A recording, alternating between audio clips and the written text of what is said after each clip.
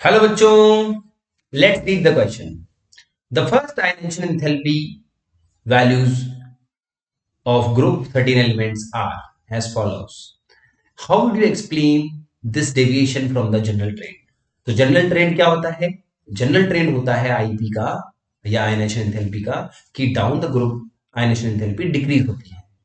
लेकिन हम यहां पर देखें वैल्यूज को, तो boron, aluminium, gallium, indium, thallium. So boron से एल्यूमिनियम आयनाइजेशन एंथैल्पी डिक्रीज हो रही है, यानी जनरल ट्रेंड को फॉलो कर रहा है। फिर हम देखें ये बढ़ रहा है, फिर आगे देखा वापस से वो जनरल ट्रेंड को फॉलो कर रहा है, फिर वापस से बढ़ रहा है। तो इस डेविएशन को हम कैसे एक्सप्लेन कर सकते हैं, वो हम यहां देखने जा रहे हैं बच्चों। तो लेट्स स्टार्ट। सबसे पहली बात करें, हम जनरल ट्रेंड लिख देते हैं down the group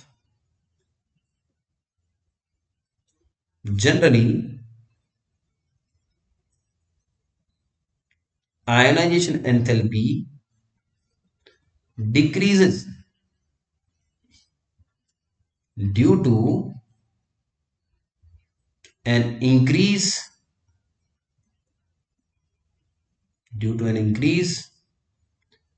in the atomic size and shielding। ठीक है, ये जनरल ट्रेंड है।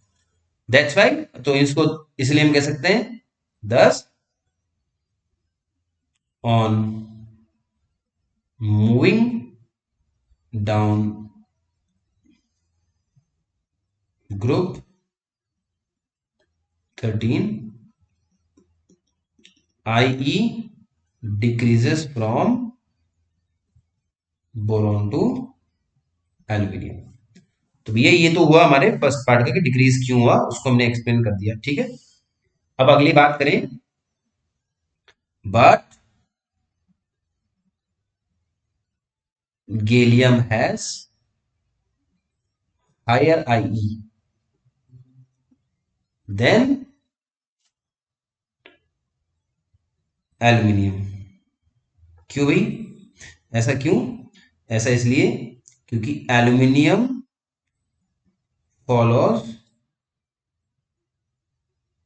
After S block, immediately after S block कह सकते हैं। ठीक है, after S block elements, whereas whereas gallium follows after d block elements।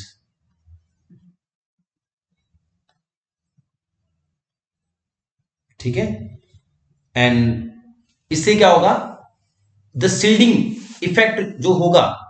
अब जैसे हम कहें कि हमारे सामने बोरॉन से एल्यूमिनियम, सॉरी, बोरॉन से एल्यूमिनियम गए तो हमारा डिक्रीज हुआ आयनाइजेशन एंथैल्पी, लेकिन एल्यूमिनियम से गैलियम गए तो इंक्रीज हुआ। तो अगर हम यहां ध्यान से देखें कि बेरिलियम के बाद में बोरॉन, तो ये एस ब्लॉक का एलिमेंट है। और फिर हम बात करें magnesium, aluminium, and then calcium है, और यहाँ पर हमारे scandium to zinc D block elements हैं, एंड देन गैलियम है। सो एक्चुअल में गैलियम जो है वो डी ब्लॉक के एलिमेंट्स के बाद आ रहा है। तो इन डी ब्लॉक्स के एलिमेंट्स में जो इलेक्ट्रॉन्स फिल हो रहे हैं 3D सब शेल में, उनका जो शील्डिंग इफेक्ट है वो काफी पुअर है, जिससे as a result Z effective क्या होता है, गैलियम के आउटर मोस्ट शेल के इलेक्ट्रॉन्स पर बढ़ जाता है, और जिसकी वजह से उसका आईपी इंक्रीज हो जाता है। तो हम उसको कैसे लिखेंगे? ठीक है, the shielding effect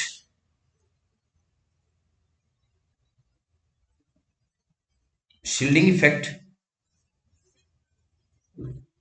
of d electrons is not very effective,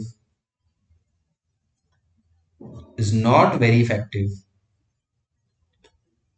As a result, as a result, Z effective increases, Z effective increases on outermost shell electrons of gallium, so IE increases. तो ये हमारा हुआ second part का इसके explanation. अब last की बात आ रही है इंडियम और थेलियम में कि भाई इंडियम टू थेलियम गए. अच्छा, वापस से वही गैलियम टू इंडियम वाला तो रूल, नॉर्मल रूल लग रहा है हमारा, वो उससे हम एक्सप्लेन कर सकते हैं. बट इंडियम टू थेलियम क्या हुआ, ठीक है, तो हमें पता होना चाहिए. Thallium follows after 4f and 5d electrons, ठीक है, या 5d जो है वो इलेक्ट्रॉन्स हैं हमारे, क्योंकि उससे पहले ए ब्लॉक के एलिमेंट्स और डी ब्लॉक के एलिमेंट्स आ जाते हैं थेलियम से पहले. तो उसका मतलब है 4f के इलेक्ट्रॉन्स और 5d के इलेक्ट्रॉन्स जो हैं वो फिल हो जाते हैं, ठीक है, जिनका जेड इफेक्टिव जो है वो बहुत कम होता है, ये कह सकते हैं. शील्डिंग इफेक्ट बहुत कम होता है. The shielding effect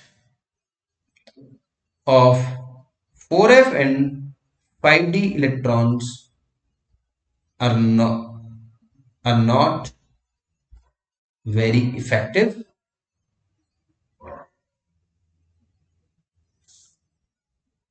So as a result, Z effective क्या हो जाता है, इंक्रीज. सो आयनाइजेशन एनर्जी क्या हो जाती है, इंक्रीज हो जाती है, क्योंकि आपको पता होना चाहिए ionization energy directly proportional to क्या होता है, Z effective. So this is the correct explanation for this deviation from the general trend. तो आई होप आप लोगों को ये समझ में आया होगा. Thank you.